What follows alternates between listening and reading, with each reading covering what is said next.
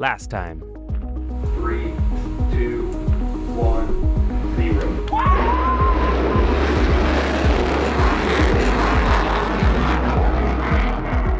That's a double.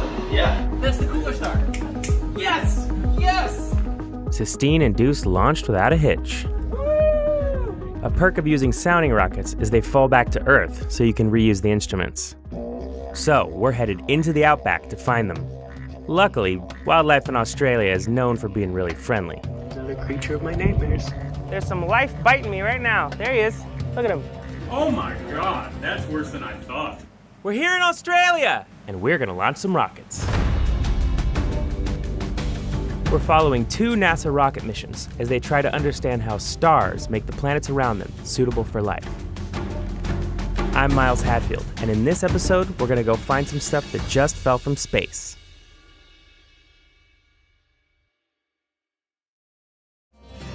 The morning after each launch, a team is sent out to recover the rocket and instruments. We just got word that we are gonna be able to go on one of the recovery flights in the helicopter, so we hopped out of bed and we're driving now to the Gove Airport. During flight, the rocket breaks into 4 separate parts, each of which lands in a different location. The team is tasked with finding and retrieving them all, and not letting the Crocs retrieve them along the way. Using math, maps, and experience, the recovery team leader Peter Elsner has a pretty good idea of where each piece has landed.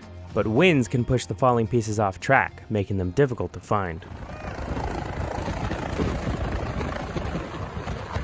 The first thing we're looking for is one of the payloads, which houses all the scientific instruments. Luckily, it's equipped with a bright orange and white parachute, which should help it stick out. Not there. Not there either. Nope, that's not it. There we go. Sure enough, we spot it right where Peter predicted. And it looks like the parachute gave it a nice soft landing.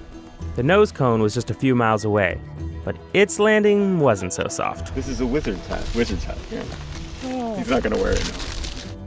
The helicopter then carries both the nose cone and payload back to the range before being shipped back to the US.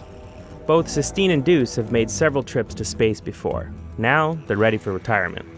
After some repairs and careful testing back home, they'll live out their days in the lab, helping calibrate new instruments and analyzing laboratory data. With that done, we're off to find one of the second stage motors, which takes the payload all the way to space. But unlike the payload, it doesn't get a nice parachute to soften its landing. Yep, it's really in there. The team marks its location and flies back out the next day to dig it out of the ground. And then filling that hole right back in so as to leave as little trace as possible. The next day, I joined the recovery team on foot as we hike out to find the first stage motor, which didn't fall too far from the range. We were led by Micah and Boaz, 2 Timaru rangers who knew the area, and how to recognize the animals that could kill us. Dangerous or? Dangerous. Yeah. 10 grams. Really? Hey, I didn't say it was a big snake. Now watching my feet a little more carefully. Nice size ant mound. Yeah, look at that guy, he's cool. After about a half hour of hiking, we finally found it. Wow, there it is. It may only burn for the first 6 seconds after launch, but it still manages to get over 2.5 miles high. That's one heck of a fall. Peter assessed the tools we'd need and then radioed in the list to the helicopter. So right now we're digging out parts of the motor that are lodged in the ground.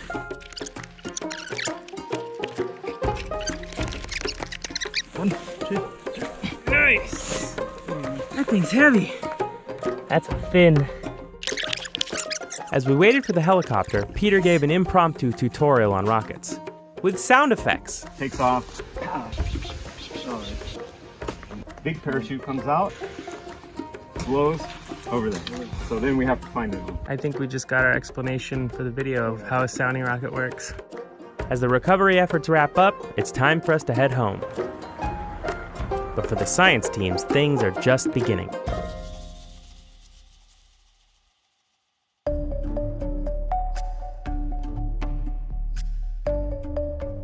A year after launch, both teams are getting ready to publish their results.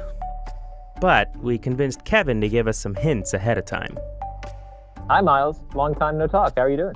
I'm good. Mostly just eager to hear about what you've learned. Yeah, so we've been taking a look at the cysteine-induced data and trying to compare that to the ultraviolet brightness of our sun. And we're finding that these Alpha Centauri stars are maybe 2 times brighter, maybe 2.5 times brighter in the ultraviolet than our sun. So what does that mean for the habitability of a planet around stars like Alpha Centauri A and B? Would an Earth-like atmosphere survive those sort of conditions? This probably means that the upper atmospheres of planets around those types of stars are just going to be a little bit hotter than what we have here on Earth, but not to the point where the atmosphere is rapidly evaporating and it's changing its composition drastically over time. I actually think this is pretty good news for the ability of your average rocky planet around an average solar type star to hang on to its atmosphere and probably be a pretty good candidate for the search for life. That's amazing. So what about biomarkers or signs of life on planets around stars like that? It looks like the biomarkers that we would expect here on Earth, things like molecular oxygen, methane, those all look like they're probably going to be pretty good on planets around stars like Alpha Centauri as well. That sounds really promising. So how do you think these findings are going to impact the search for habitable worlds going forward? So that's a really good question, Miles. NASA has recently started a new mission concept called the Habitable Worlds Observatory. And this is going to be the mission that I think finally allows us to determine if we are alone in the universe or if there are signs of active biology on planets beyond the solar system. And I think what some of the results from DEUCE and Sistine are telling us is that orangish and yellowish stars are probably going to be the best environments in which to look for life as we understand it here in the solar system. That is so cool. Thanks for talking with me, Kevin, and giving us this sneak peek of your results. Great to talk to you too, Miles. See you next time. After this adventure with Sistine and DEUCE, the night sky doesn't look quite the same to me anymore. Hanging out with these rocket teams has shown me that we're in a time like no other, where our capabilities for discovery are starting to catch up to our imaginations. Somewhere, orbiting a far-off star, is there another planet brimming with life? Or is our habitable world the only one that's actually inhabited? We've never been closer to finding out.